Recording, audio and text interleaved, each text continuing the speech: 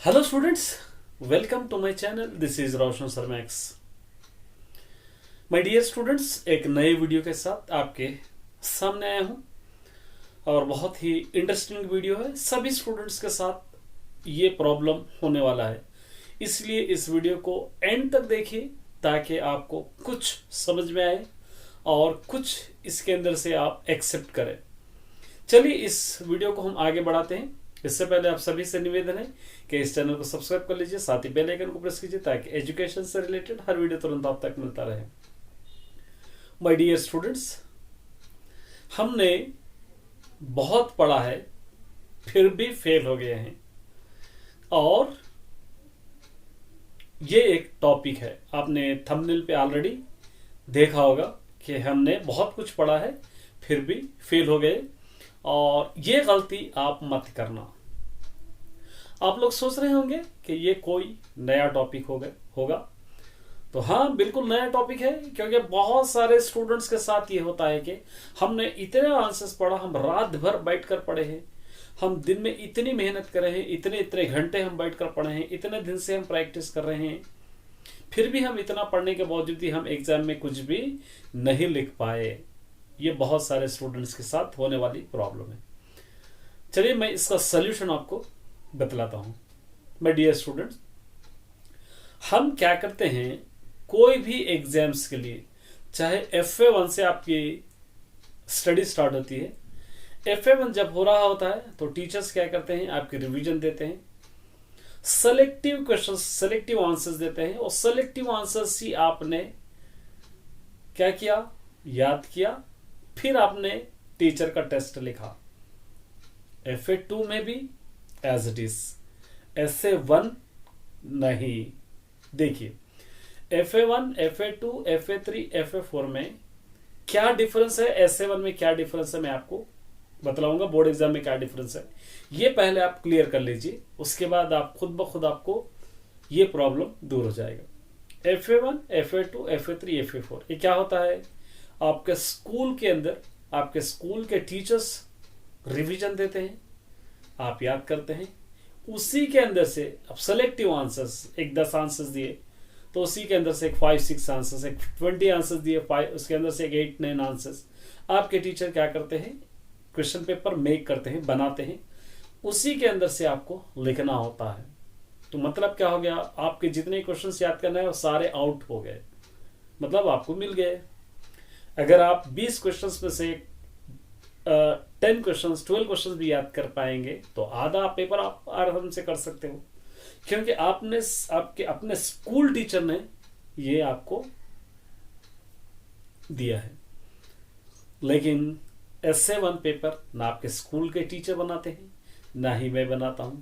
Board exam के paper ना ही school के टीचर बनाते हैं, ना ही आपके मैं बनाता हूं। तो इसीलिए हम गेस के तौर पर कुछ सेलेक्टिव आंसर्स हम याद करते हैं। मैं भी आपको रिवीजन दूंगा तो आप उतना ही याद करते हैं, तो यही हमारी सबसे बड़ी गलती है। देखिए, टीचर अपने एक्सपीरियंस के थ्रू देते हैं कि हाँ ये आंसर आएगा, ये आंसर आएगा, ये आंसर आएगा, वही आंसर आप याद करते हैं, लेकिन उसी आंसर्स के अंदर से कुछ अलग सा क्वेश्चन बना के दे, लिख नहीं पाते आप, रहेगा वही टॉपिक, उसी आंसर्स के अंदर से एक अलग से क्वेश्चन बना के पूछ रहा है, हम लिख नहीं पाते। क्यों? क्योंकि हम उस आंसर को सिर्फ याद करते हैं, समझने की कोशिश हम बिल्कुल नहीं करते। यह सबसे बड़ी प्रॉब्लम है। दूसरी प्रॉब्लम, हम आंसर्स याद करते हैं लेकिन लेसन को समझते नहीं।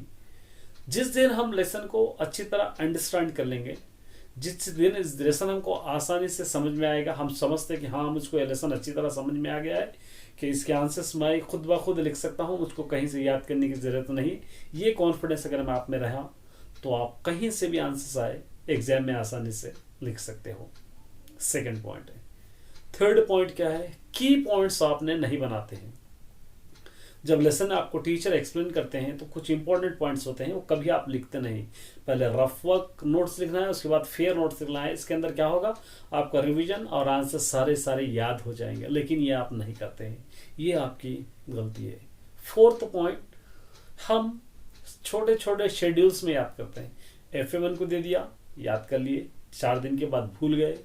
SA2 को दिए, कुछ याद कर लिए, फिर भूल गए। इसी तरह S7 को याद कर लिए। लेकिन हम ये टारगेट करके याद नहीं करते कि हाँ मुझको कोई भी एग्जाम में आओ ये आंसर लिखना है, कितने भी बार पूछे हमको लिखना है। ये आपका माइंड सेटअप नहीं रहता है, जिसकी वजह से क्या होता है कि आपका एग्जाम अच्छा नहीं जाता। आप कितना भी पढ़ते हैं, लेकिन S7 में देखिए, आप एनुअल में देखिए कि हम पढ़े सो नहीं आए। क्यों? इसका कारण यही है कि आप की पॉइंट्स पे आप ज्यादा तवज्जो नहीं देते। तो ये जो मिस्टेक्स है, इस मिस्टेक से आपको उभरना है, इस मिस्टेक से आपको बाहर निकल कर आना है। तो इसके लिए क्या करना होगा, आपको आंसर्स अच्छी तरह जो भी आप याद कर रहे हैं रिवीजन, वो आंसर्स को समझ कर याद करना है और उसको अंडरलाइन करके याद करना है कि ये पॉइंट्स मुझको याद करना है। पूरा आंसर नहीं, एक सपोज एक 15 लाइंस का आंसर है, उसके अंदर 10-12 लाइंस अगर याद कर रहे हैं आप, तो उसको पहले लाइंस डाल लेना, उसको लिख लेना, नोट्स बनाकर याद कर लेना। तभी अगर उस आंसर्स में से कोई भी क्वेश्चन दूसरे टाइप का आपको पूछेगा तो आप आसानी से लिख पाओगे। समझ आ रहा? ये मिस्टेक्स रहने की वजह से हम रात भर पढ़ते हैं, दिन भर पढ़ते हैं, पूरी मेहनत लगा देते हैं, फिर भी हमको एग्जाम में नहीं आता। फिर वही शिकायत होती है कि हम इतना पढ़ा लेकिन हम फिर भी फेल हो गए। फेल होने के कारण यही 4 जो मैंने बतलाया है। रिवीजन नहीं करना, लेसन्स को नहीं समझना, मेन पॉइंट्स नहीं बनाना, उसके बाद अलग अलग एग्जाम्स के लिए अलग अलग आंसर्स याद करना।